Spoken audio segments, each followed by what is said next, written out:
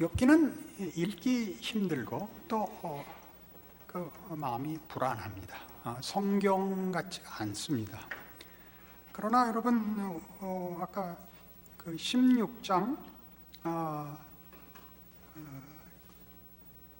10절에 보는 무리들은 나를 향하여 입을 크게 벌리며 나를 모욕하여 뺨을 치며 함께 모여 나를 대적하는구나. 예수님의 고난을 묘사한 것과 매우 흡사하다는 사실입니다. 그죠? 머리를 흔들고 나를 대적하여 군왕들이 나서고 하는 시편 2편이나 예수님의 십자가 사건 속의 장면들과 너무 흡사합니다. 놀랍습니다. 하나님이 나를 대적한다. 정말 그래 보입니다. 나의 하나님 어찌하여 나를 버리시나이까와 그대로 짝을 이루는 표현들이 나옵니다. 16장에서는 욥이 자신의 고난, 그 고난은 다른 세상적인 것에 의한 고난이라면 답이 있었을 텐데 하나님이 나를 대적하기 때문에 답이 없는 고난 속에 있다는 고통을 이제 표현하고 있습니다. 17장은 그래서 죽는 게 낫다. 나는 지금 죽은 것과 똑같다 하는 그 부르짖음인데 둘이 다 물론 공통된 얘기지요.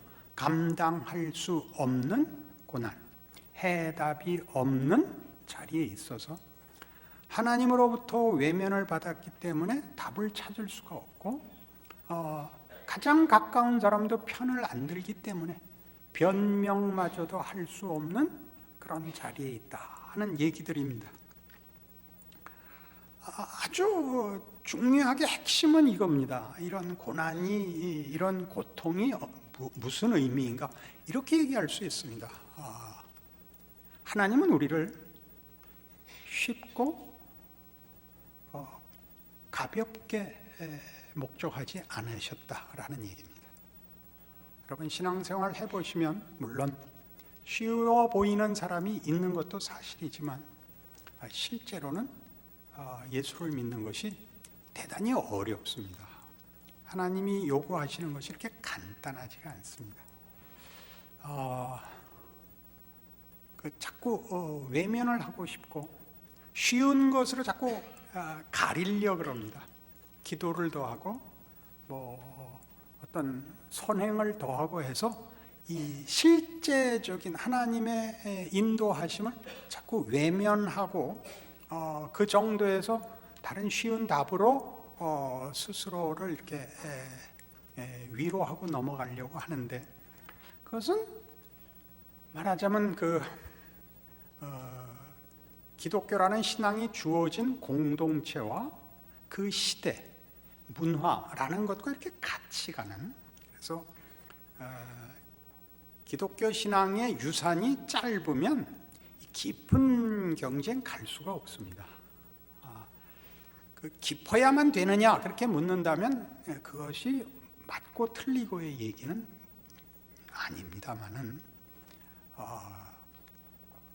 우리가 예전에 배고픔을 면하는 것이 행복이었다가 배고픔을 면해도 행복은 오지 않는다는 현실을 맞은 것과 같습니다. 행복이라는 것은 그렇게 간단한 문제가 아니라는 것을 알게 된 것과 같습니다. 마태복음 16장에 오시면 지금 우리 지금 욥기 16장과 17장이 마태복음에서 이렇게 녹아 있는데 이 둘이 연결된다는 걸 한번 우리 깊이 생각해 보십시다. 그리고 우리가 당하는 고난이 얼마나 굉장한 것인가 한번 이렇게 어떻게 하나님께서 이렇게 한번 빛을 비춰주시기를 바랍니다. 16장 16절입니다. 시몬 베드로가 대답하여 이르되 주는 그리스도시요 살아계신 하나님의 아들이시니이다. 예수께서 대답하여 이르시되 바요나 시몬아 네가 복이 있도다. 이를 네게 알게 한 이는 혈육이 아니요 하늘에 계신 내 아버지시니라. 또 내가 네게 이르노니 너는 베드로라. 내가 이 반석에 내 교회를 세우리니 음부의 권세가 이기지 못하리라. 내가 천국 열쇠를 네게 주리니 네가 땅에서 무엇이든지 매면 하늘에서도 매일 것이요 네가 땅에서 무엇이든지 풀면 하늘에서도 풀리리라 입니다. 여기까지 우리 다 좋습니다. 만족스러운 약속입니다. 그러나 이 이야기는 여기서 끝이 아닙니다. 이에 제자들에게 경고하사 자기가 그리스도인 것을 아무에게도 이르지 말라 하시니라. 이때로부터 예수 그리스도께서 자기가 예루살렘에 올라가 장로들과 대제사장들과 서기관들에게 많은 고난을 받고 죽임을 당하고 제3일에 살아나야 할 것을 제자들에게 비로소 나타내시니, 베드로가 예수를 붙들고 항변하여 이르되 주여 그리 마옵소서, 이 일이 결코 주께 미치지 아니하리이다. 예수께서 돌이키시며 베드로에게 이르시되 사탄아, 내 뒤로 물러가라. 너는 나를 넘어지게 하는 자로다. 네가 하나님의 일을 생각지 아니하고 도리어 사람의 일을 생각하는도다 하시고, 이에 예수께서 제자들에게 이르시되 누구든지 나를 따라오려거든 자기를 부인하고 자기 십자가를 지고 나를 따를 것이니라. 연결됩니다. 천국 열쇠를 줍니다. 그의 주 되시는, 주는 그리스도시요 살아계신 하나님의 아들이시라는 바로 그 조건, 그 근거 위에 교회가 서고 음부의 권세가 이기지 못할 것입니다. 그 약속을 하시는 주인이 죽을 것이라고 합니다. 당신이 스스로 죽는 것이 아니라 이 하찮은 피조물들의 손에 의하여 창조주가 죽으시겠다는 겁니다. 그니 베드로가 펄쩍 뛰었죠. 주여 그리 마옵소서, 일이 결단코 죽게 일어날 수 없습니다. 그래서 뭐라 그랬다고요? 사탄아 물러가라였거든요. 그러니까 이제 이렇게 가보자고요. 하늘에 회의가 있는데 사탄이 왔단 말이에요. 사탄아, 넌 왜 그 모양이냐? 왜 밤낮 시비거리만 찾아다니냐? 욥을 봐라. 그러니까 아이고 하나님, 욥은 하나님이 잘해 주시니까 그러는 거죠. 이렇게 됐단 말이에요. 그러니까 하나님이 사탄아 물러가라 이렇게 된 건 셈이에요. 그래? 해볼래? 해서 하나님이 당신의 명예를 욥의 결정에 얹었단 말이죠. 그래서 욥은 무거워서 허리가 부러지게 된 거죠. 아이고 하나님, 왜 나를 대적하시나이까? 이거 하지 말아 주십시오. 그러니까 뭐라 그랬다고요? 예수님이 사탄아 물러가라, 너는 나를 넘어지게 하는 자로다거든요. 사탄을 물리쳐 뭘 하겠대? 십자가를 지겠다는 거거든요. 그 십자가를 지는 그 일이 모두에게 요구되고 있다고요. 남을 위해서가 아니라 스스로를 위하여. 예수는 인류를 위하여 지신 것이지만 인류를 위하여 지실 때에도 그가 우리를 구원하기 위하여만 진 것이 아니라 하나의 모범으로도 지시거든요. 히브리서 5장에 가보실까요? 마음은 급하고 도저히 따라오진 못하고 그럴 때 선생님은 어떻게 해야 합니까? 천천히 해야 합니다. 히브리서 5장 1절. 대제사장마다 사람 가운데서 택한 자이므로 하나님께 속한 일에 사람을 위하여 예물과 속죄하는 제사를 드리게 하나니, 그가 무식하고 미혹된 자를 능히 용납할 수 있는 것은 자기도 연약에 휩싸여 있음이라. 그러므로 백성을 위하여 속죄제를 드림과 같이 또한 자신을 위하여도 드리는 것이 마땅하니라. 이 존귀는 아무도 스스로 취하지 못하고 오직 아론과 같이 하나님의 부르심을 받은 자라야 할 것이니라. 또한 이와 같이 그리스도께서 대제사장 되심도 스스로 영광을 취하심이 아니요 오직 말씀하시니가 그에게 이르시되 너는 내 아들이니 내가 오늘 너를 낳았다 하셨고, 또한 이와 같이 다른 데서 말씀하시되 네가 영원히 멜기세덱의 반차를 따르는 제사장이라 하셨으니, 그는 육체에 계실 때 자기를 죽음에서 능히 구원하실 이에게 심한 통곡과 눈물로 간구와 소원을 올렸고 그의 경건하심으로 말미암아 들으심을 얻었느니라. 그가 아들이시면서도 받으신 고난으로 순종함을 배워서 온전하게 되셨은즉 자기에게 순종하는 모든 자에게 영원한 구원의 근원이 되시고 하나님께 멜기세덱의 반차를 따른 대제사장이라 칭하심을 받으셨느니라. 우리 다 이해하죠? 예수님이 걸으신 길입니다. 욥이 지금 걷는 것과 매우 흡사합니다. 예수 그리스도께서 하나님의 아들이실지라도 고난을 통하여 순종함을 배워 온전하게 되는 그 길, 죽음을 통과해야만 도달하는 부활의 승리, 아무든지 나를 따르려거든 자기를 부인하고 자기 십자가를 지고 나를 쫓아야 한다는 말이 가지는 너무나 구체적인 증거, 욕, 이렇게 되는 것이죠. 모든 사람 앞에 하나님의 자녀라는 이름의 영광을 가지기 위하여 하늘로부터 뚝 영광이 떨어지는 것이 아니라 그 영광을 우리 안에서 내 것으로 만들어내는 고난을 통과해야만 도달하는, 얻어지는 영광. 노력해서 얻은 결과라는 뜻이 아니라 이렇게 무슨 쓰는 왕관이거나 받은 선물 정도가 아니라 우리 존재 자체, 내용 자체의 어떤 완성을 위하여 고난은 필수다. 아무든지 나를 따르려거든 자기를 부인하고 자기 십자가를 지고 나를 쫓을지니라. 의 길을 가기 위하여 그리 마옵소서를 사탄아 물러가라 라고 명하신, 이 길을 통과하지 않고는 그 길에 갈 수 없으니 그 전에 어떤 타협책, 그 전에 어떤 보다 가벼운 것으로 중단하는 것은 아버지의 뜻이 아니다라는 선언이 욥에게 있어 그대로 일어나고 있단 말이죠. 본인이 답을 못 찾는 이유는 하나님이 죽음을 통과해서야만 가는 길이기 때문에 그를 죽음으로 내몰고 있다는 사실을 그가 지금 현실로 알고 있죠. 답을 얻을 데가 없죠. 친구들이 이해를 못합니다. 우리 지난주식으로 얘기하면 그의 필사적인 불평이 경건을 표하고 있다는 것을 친구들이 모릅니다. 욥 자신도 자기가 그러고 있는 줄 아마 그때는 이해를 못했을 것입니다. 하나님 외에는 다른 답이 없다는 것을 아는 자리로 내몰린, 그리고 그 답은 하나님께서 죽음을 통과해서만 준다는 사실. 로마서 8장에 가면 이 얘기가 고스란히 이렇게 있습니다.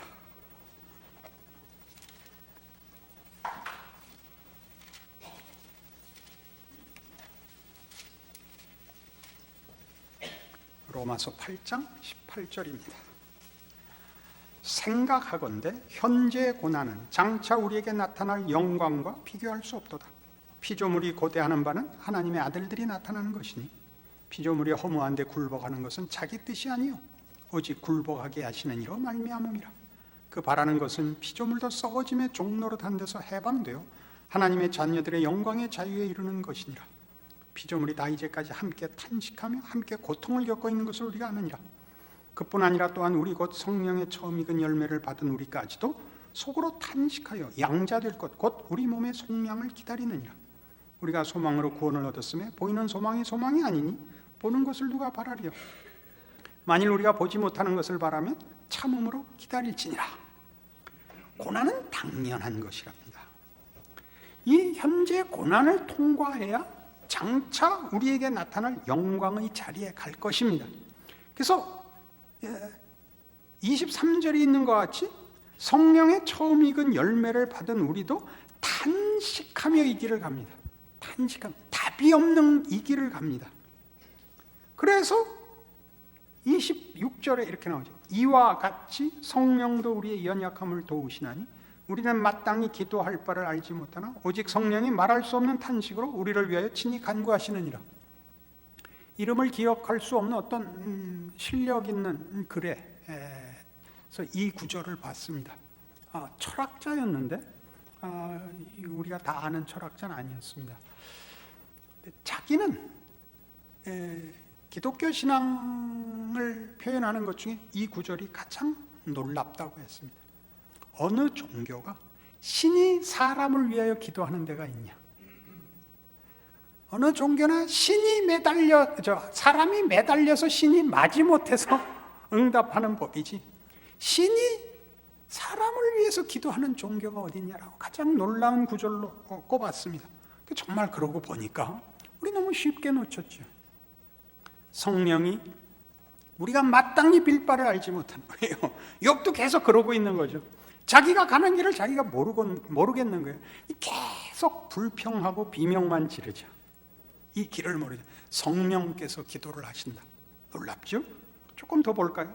마음을 살피시는 이가 성령의 생각을 아시나니 이는 성령이 하나님의 뜻대로 성도를 위하여 간구하심이니라. 우리가 알거니와 하나님을 사랑하는 자 곧 그의 뜻대로 부르심을 입은 자들에게는 모든 것이 합력하여 선을 이루느니라. 그래서 등장을 합니다.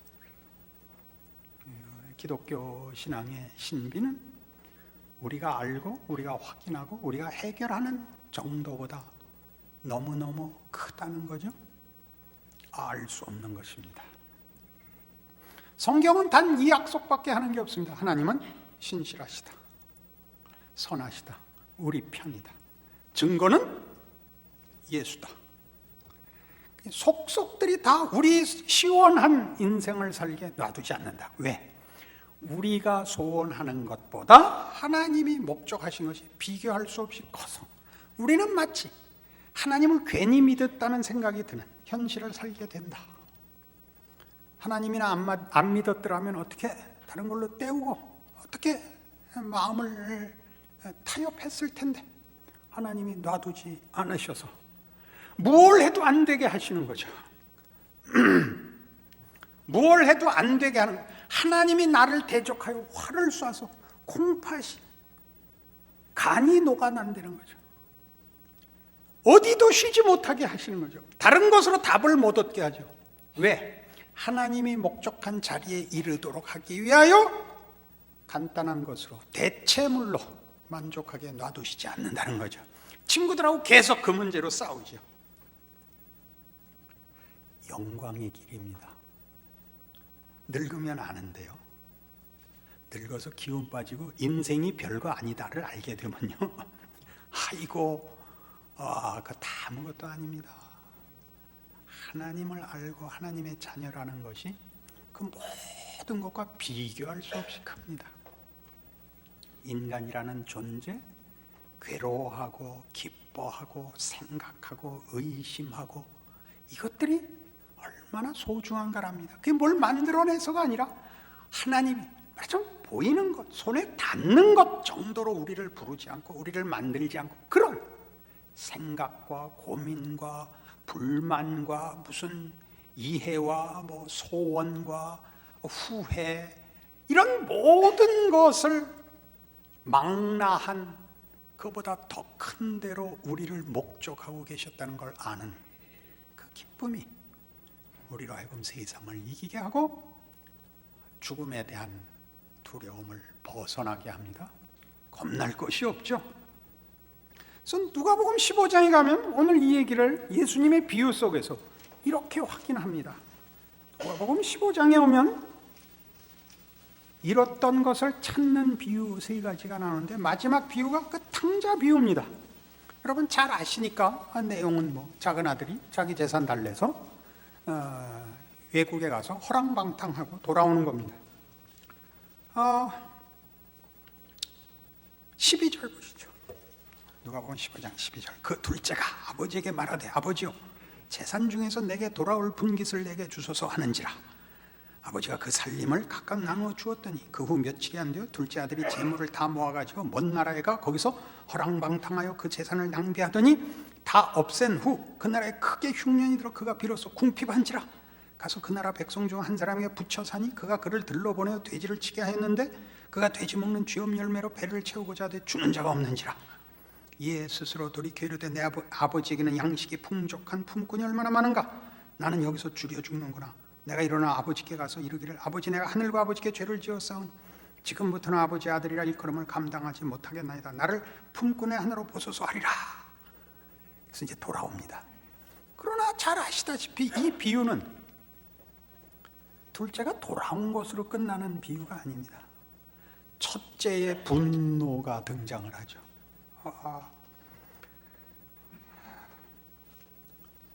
25절 맏아들은 밭에 있다가 돌아와 집에 가까이 왔을 때 풍악과 춤추는 소리를 듣고 한 종을 불러 이 무슨 일인가 물은데 대답하되 당신의 동생이 돌아왔으며 당신의 아버지가 건강한 그를 다시 맞아들이게 됨으로 인하여 살찐 송아지를 잡았나이다 하니 그가 노하여 들어가고자 하지 아니하거늘 아버지가 나와서 고난데 아버지께 대답하여 이르되 내가 여러 해 아버지를 섬겨 명을 어김이 없거늘 내게는 염소 새끼라도 주어 나와 내 벗으로 즐기게 하신 일이 없더니 아버지의 살림을 창녀들과 함께 삼켜버린 이 아들이 돌아오며 이를 위하여 살찐 송아지를 잡으셨나이다. 아버지가 이르되 예 너는 항상 나와 함께 있으니 내 것이 다 네 것이로되 이 내 동생은 죽었다가 살아났으면 내가 잃었다가 얻었기로 우리가 즐거워하고 기뻐하는 것이 마땅하다 아니라. 잃었던 자식을 얻어서 기뻐한다 정도가 아니라 죽었다가 살아난 아들과 죽어본 적이 없는 아들과의 비대조인 겁니다. 누가 잘났느냐는 2차적인 문제입니다. 예수님의 비유입니다. 예수님은 잃어버린 아들을 찾아온 거 아닙니까?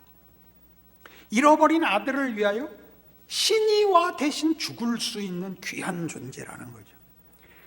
그럼 처음부터 아예 도망가지 못하게 막았으면 되지 않느냐? 그랬으면 맏아들같이 됐을 것이다. 이런 비유죠. 그러니까 이 고난을 예수께서 사탄아 물러가라 너는 나를 넘어지게 하는 자로다 라고 얘기하여 꼭 필요한 길이라고 선언하신 것처럼 우리에게도 꼭 필요한 길이다 이거죠. 일부러 죄 지으라는 말은 물론 아닙니다. 죄 짓고 사는 거 괜찮다는 말도 물론 아닙니다. 예수를 믿으면 만사형통하다는 얘기는 심사숙고해야 된다는 얘기죠. 쉽게 부적같이 주문같이 쓰지 마십시오. 여러분의 만족과 여러분의 자랑을 위하여 쓸 수 있는 것이 아닙니다. 우리가 받는 모든 고난 속에서 우리가 하나님을 놓고 답을 찾을 수가 없다는 사실이 무엇인지를 알아야 됩니다. 하나님이 나를 붙들고 이 길을 가고 있다는 것을, 하나님이 가장 귀한 것으로 주기 위하여 이 길을 요구하신다는 사실을 알아야 됩니다. 고난은 부끄러운 것이 아닙니다. 고난은 억울한 것도 아닙니다. 그 길을 통과하지 않으면 갈 수 없는 유일한 길이기 때문에 예수를 믿어야 된다는 고백이 하나님의 자녀가 되고 구원과 영생을 위한 유일한 조건인 것과 동일하게 하나님의 자녀로 완성되는 유일한 방법이요 길입니다. 그러니 엄살들 떨지 마십시오. 쉽게 스스로를 속이지도 마십시오. 예수를 믿고 사는데도 이상하게 힘든 것이 당연한 것입니다. 하나님이 여러분의 영혼을 마취하거나 잠재우지 않습니다. 쓱 업어서 날라다 주시지 않습니다. 아무든지 나를 따르려거든 자기를 부인하고 자기 십자가를 지고 나를 쫓을 것이니라. 이것이 갖는 장렬함과 각오에 관한 얘기가 아닙니다. 기독교가 요구하는 하나님의 목적과 그 방법이 어떤 것인가에 대한 다른 것으로 대체할 수 없는 선언입니다. 그 인생을 사는 줄 아는 믿음이 여러분의 모든 억울함과 비명과 불평을 넘어 하나님 앞에 순종하시는, 그가 아들이실지라도 고난을 통하여 순종함을 배워 온전하게 되신 것 같이 라는 성경 말씀을 기억하고 여러분의 인생을 하나님의 자녀라는 이름으로 인도함 받고 있다는 것을 아는 자의 명예와 자랑으로 붙들어 매시기를 원합니다. 기도하십시다. 하나님 아버지의 은혜를 감사합니다. 하나님의 지극하심과 타협 없으신 신실함을 확인합니다. 우리의 비명은 사실 영광의 길로 붙잡혔기 때문에 나오는 것입니다. 우리의 불만은 우리가 하나님의 높이와 깊이를 모르기 때문에 나오는 것입니다. 그러니 우리를 놓아두지 마시옵소서. 붙들어 이 길을 건너 우리 주 예수 그리스도께서 그리하신 것처럼 부활의 승리와 영광과 하나님의 자녀라는 이름의 결국을 얻게 하시옵소서. 예수님 이름으로 기도합니다. 아멘.